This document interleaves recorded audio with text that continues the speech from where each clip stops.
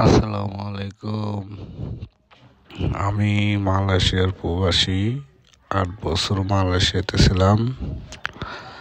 আজকে আমার বউ কইতাছে যে তুমি কিভাবে পাক করে বিদেশে খাসো, তুমি আমাকে একটু এই গরুর মাংস আর লাউ এটা পাক করে দেখাও, আমি খামো, তুমি পাক করো।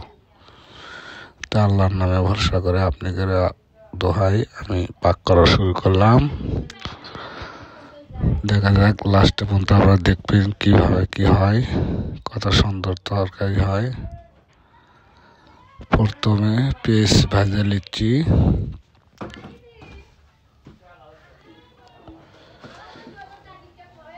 দ্বিতীয়তে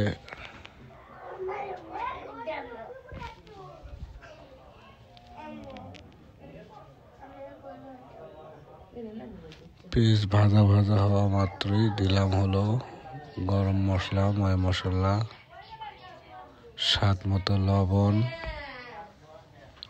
তারপরে দিলাম সাদা ফল, তারপরে এখন আবার লাড়তে থাকবো। এগুলো পেস্টেজ হয়ে গেলে এখন তোর দেমো হলো মাংস।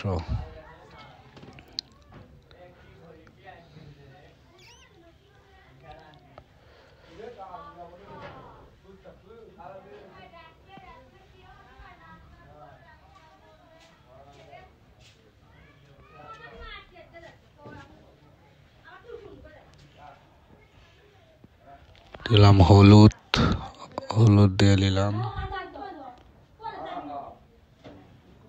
তারপরে হলো আবার নাড়ে নিলাম।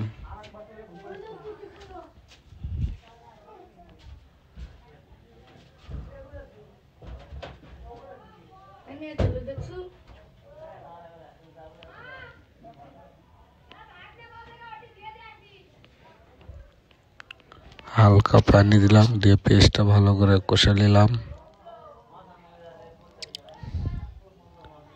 কষে নেওয়ার পর একটু ঢেকে দেবো, 2 মিনিটের জন্য ঢেকে দেবো।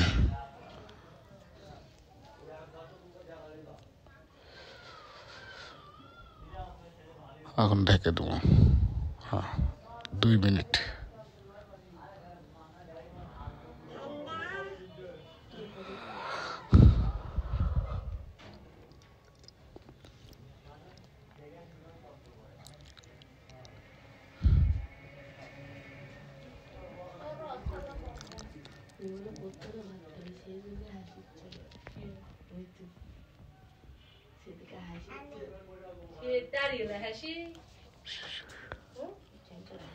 এখন এখন আমার পেস্ট লাগালে এখন মাংস ফেলে দেবো।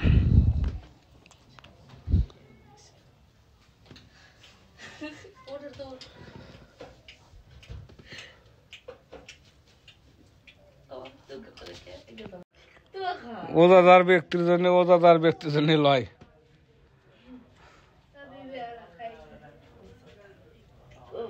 এখন মাংস ঢালে দিয়ে ভালো করে কষাবো।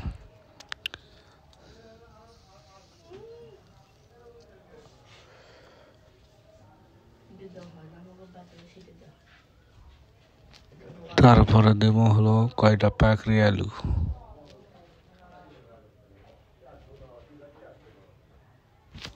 কস্তটা লাড়ালে দেবো পাকড়ি আলু।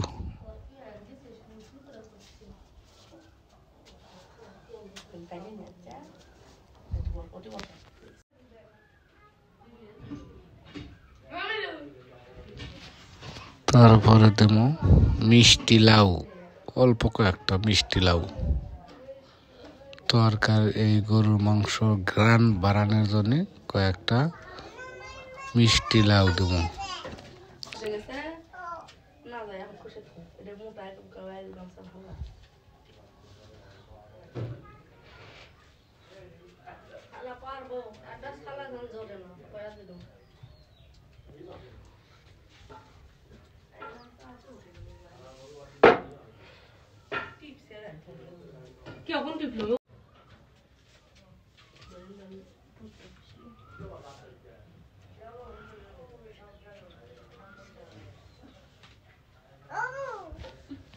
তারপরে দিলাম মিষ্টি লাউ, দিয়ে আবার কষে নিচ্ছি।